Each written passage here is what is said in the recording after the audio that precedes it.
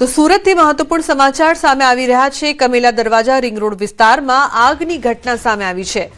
Millennium કાપડ માર્કેટમાં આગ લાગી છે। ફાયરની 8 ગાડીઓ દ્વારા આગ પર કાબુ મેળવવા માટે પ્રયાસ કરવામાં આવી રહ્યો છે। ખૂબ જ ભીષણ આગ લાગવાનું કારણ અકબંધ છે, પરંતુ આગને કાબૂમાં લેવા પ્રયાસ કરવામાં આવી રહ્યા છે। સંવાદદાતા કીર્તેશ સુરતથી લાઈવ જોડાયા છે વધુ માહિતી આપવા માટે। કીર્તેશ, જે પ્રકારથી ખૂબ જ ભીષણ આગ લાગી છે, શું વધુ વિગતો છે આ સમગ્ર મામલે? હાલની કેવી પરિસ્થિતિ કીર્તેશ?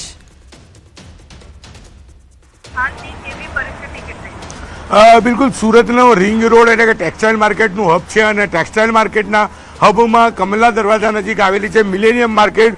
સુરતની સૌથી પોસ્ટ ગણાતી આ કાપડ માર્કેટમાં અચાનક આગનો કોલ ફાયરને મળે છે અને જ્યારે કાપડ માર્કેટમાં આગનો કોલ મળે છે, કારણ કે કાપડ પેટ્રોલિયમ પેદાશમાંથી સિન્થેટિક કપડું બનાવતા હોય છે, એટલે કે આગ જ્યારે લાગે છે ત્યારે આગ ઓછી અને ધુમાડાનું પ્રમાણ વધારે હોય છે, એટલે કે 4 ફાયર સ્ટેશનની 8 કરતાં વધુ ગાડીઓ ઘટના સ્થળે દોડી ગઈ છે।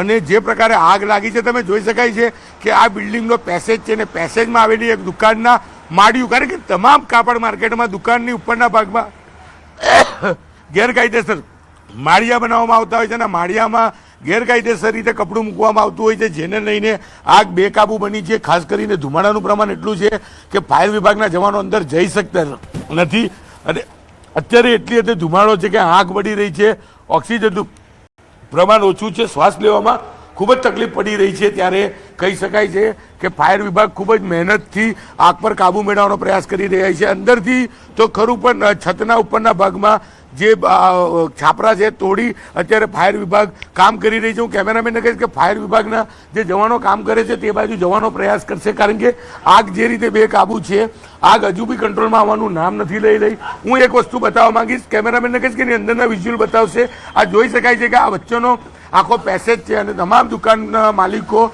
દુકાન લે છે, પણ દુકાનના ઉપરના ભાગમાં માળિયા ગેરકાયદેસર બના છે, એમાં કપડાનો જથ્થો એટલી હદે રાખે છે કે જ્યારે આવી ઘટના બને છે ત્યારે ખૂબ જ જહેમત ફાયર વિભાગને થતી હોય છે।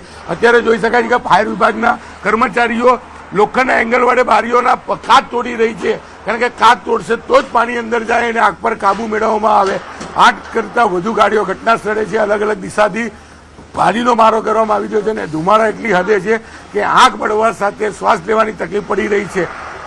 કહી શકાય કે આ માર્કેટ ભલે હાઈ પ્રોફાઇલ હોય, પણ અહીંયા આગ લાગે તે ટાઈમે ફાયર સેફટી નથી ચાલતી, એવી સુરતમાં અનેક ઘટનાઓ બની છે। ફરી એક વખત આ માર્કેટની ફાયર સેફટી ફેલ ગઈ છે, ત્યારે ફાયરના જવાનો છે તે બારીઓના કાચ તોડી હવે અંદર પાણીનો મારો કરી આગ પર કાબુ મેળવવાનો પ્રયાસ કરશે। જો કાચ તોડશે તો ધુમાડો બહાર આવે અને પાણી અંદર જઈ શકે। એટલે તમે જોઈ શકાય છે કયા પ્રકારની સ્થિતિ છે। આ તમામ કર્મચારીઓ છે ખૂબ જ જહેમત કરતા હોય, જ્યારે કાપડ માર્કેટમાં આગ લાગે છે ત્યારે ખરેખર સુરત ફાયરને કસોટીમાંથી પાસ થવું પડે છે। ચોક્કસ કલાકોની જહેમત બાદ આગ પર તો કાબુ મેળવી લે છે, પણ અત્યારે જે સ્થિતિ છે આગ પર કાબુ મેળવવા માટે ખૂબ જ જહેમત ચાલી રહી છે અને આ આગ કાબુ કરવા માટે અલગ અલગ બારીઓના કાચ ફોડી રહી છે, અંદર પાણીનો મારો કરે તો જ કહી શકાય આગ કાબૂમાં આવે। પણ માળિયુંમાં લાગેલી આગ છે કે જેને કંટ્રોલ કરવી ફાયર માટે પણ ખૂબ જ મુશ્કેલ પડતી હોય છે, ત્યારે સુરતની કાપડ માર્કેટની આગમાં આ જ પ્રકારે જોવા મળતું છે। ફાયર વિભાગના જવાનોને કલાકોની જહેમત બાદ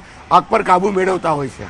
બિલકુલ કીર્તેશ, આભાર સમગ્ર માહિતી બદલ। તો જે પ્રકારની હાલની પરિસ્થિતિ છે, આગને કાબૂમાં લેવાના પ્રયાસ તો થઈ રહ્યા છે, પરંતુ ખૂબ જ ગંભીર પરિસ્થિતિ અને મુશ્કેલ સમય અહીં જોવા મળી રહ્યો છે।